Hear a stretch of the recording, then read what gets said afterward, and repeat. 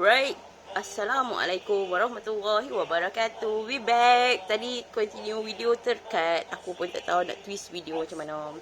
Kebengongan yang teramat-amat. Right, okay, abaikan. So, back tu pada soal video yang pertama kita tadi tu. Dia dah kata dah, dia tak ada jasad. Dia hanya menyeru je kepada kamu. So, kenapalah manusia-manusia ni teramat-amat bangang dan bodoh, termasuklah diri aku, yang dulu duk takut sangat dekat jin, setan, iblis.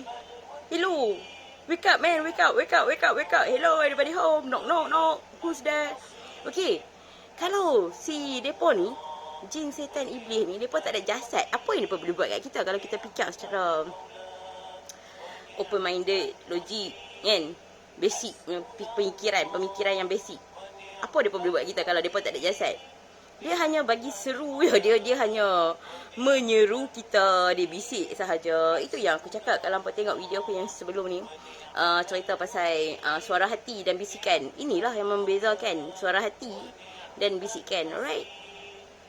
So, sesungguhnya dia tak ada kuasa langsung untuk menyuruh kita buat apa-apa.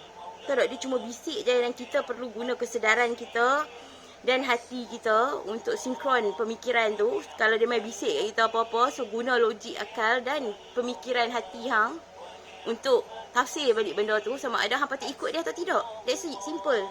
So kenapa ramai manusia yang buat benda bodoh?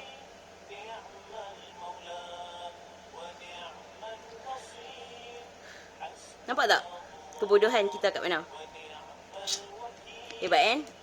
Ini adalah benda-benda yang kita baru terekspos aku rasa. So, mungkin sebelum-sebelum ni dalam ceramah agama ada kot, tapi sebabkan aku tak pernah dengar ceramah agama kan. Aku kan jahil gila babi kan. So, aku tak pernah dengar ceramah agama, aku tak pernah tahu. So wahai sahabat-sahabat, wahai abang-abang, wahai adik-adik. So, kita tolong be open-minded, buka pemikiran kita. Jangan terikut sangat dogma doktrin yang kita faham sebelum-sebelum ni apa benda. Kita tak tahu langsung apa benda, lepas tu kita ikut je orang kata apa, kita ikut tanpa kita menggunakan akal logik kita untuk berfikir. So sekarang ni, kalau kita boleh fikir secara nyata, bisikan dajjal, bisikan syaitan tu apa, nak takut apa kat mereka? Siapa yang perlu kita takut sebenarnya? Kita perlu takut pada kita punya big boss. Itu yang sebenar-benarnya. Bukan kita perlu takut pada jin, setan, iblis. Mereka ni sebenarnya tak ada lah seteruk macam tu pun. Relax, tenang. So mereka tak teruk pun, tapi dia sebabkan kerja mereka macam tu. So mereka hanya menjalankan tugas. Kalau ikut KPI KPI manusia dan KPI jin, setan, iblis, mereka dah menang lah. Kita dah masuk ke belakang lah. Faham tak? Sebab mereka menjalankan tugas mereka, dan kita ni hancur. Sebab kita terlampau terikut dogma doktrin, kita terlampau ikut pahaman yang dibawa sampai kita memikir benda tu sepatut atau tidak. Macam duk bergaduh, puak-puak Islam kita duk bergaduh, kan? Benda tu tak berfaedah langsung sebenarnya untuk kita bergaduh sesama kita. Untuk apa kita nak bergaduh? Hello, wake up. Boleh tak wake up? Sedang diri dulu, boleh tak? Dunia ni illusion je, kita tengah menghadapi test. Aku tengah bagi jawapan bocor sekarang ni. Aku tengah bocorkan soalan-soalan ni. Terpulang, kalau siapa nak ikut-ikut, siapa tak mau ikut, terpulang pada anda. Masing-masing punya score mark, kan? So, itulah, kan? Benda yang orang kata, benda yang kita selama ni kita buat benda yang salah. Jawapan anda salah. Walaupun anda semayang non-stop, mengaji, hampa baca Quran, hampa khatam beratus-ratus kali, hampa faham ke satu buku tu apa yang dia cakap? Benda-benda ni semua dalam Al-Quran ada. Cuma kena faham kan maksud dia apa yang Allah cuba sampaikan dekat kita, apa yang kita tak nampak selama ni. Cuba buka. Bila hati kita bersih, aku bukan nak kata hati aku bersih, aku pun teruk juga kan. So aku cuma nak share apa yang aku tahu lah kan. Sekurang-kurangnya ada lah sikit, tabung aku penuh lah sikit kan. Sebab aku sedar diri kan, tabung aku macam banyak sangat lompong kan. Biasalah orang jahat macam ni pun. So bila kita tahu benda-benda macam ni, tolonglah, come on, okay? Tak perlu nak takut dengan jin setan ni. Apa yang kita nak takut mereka? Sama juga dengan virus. Nak takut apa dengan virus, corona, whatsoever ni semua. Hello, come on. Ada yang sampai tak berani keluar rumah nak jumpa kawan, takut. Sebab apa? Sebab aku tak ambil vaksin. So tak berani nak jumpa, takut.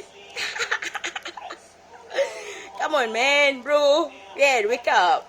Siapa yang bagi perlindungan kepada kita? Bukan vaksin tu yang bagi perlindungan dekat kita. No man, no. That is not correct. Silap. Yang bagi perlindungan kita adalah Allah.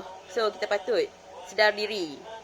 Sebenarnya siapa yang bagi perlindungan kat kita? Bukan vaksin tu. Vaksin tu tak ada langsung.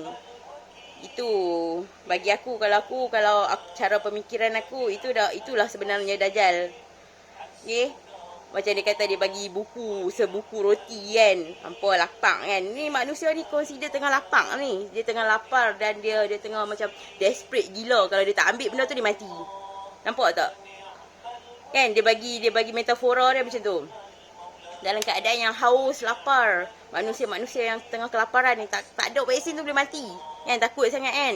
So dia ambil lah vaksin tu. Sebab dia tak apa? Sebab dia takut mati.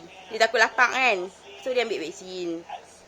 Dan orang-orang tengah, yang kerajaan-kerajaan kita, yang orang-orang tengah ni, aku deeply aku memang confident lah. Walaupun aku tak ada bukti kan. Tapi aku confident gila. Memang makan kuat tahan, confirm lah kan.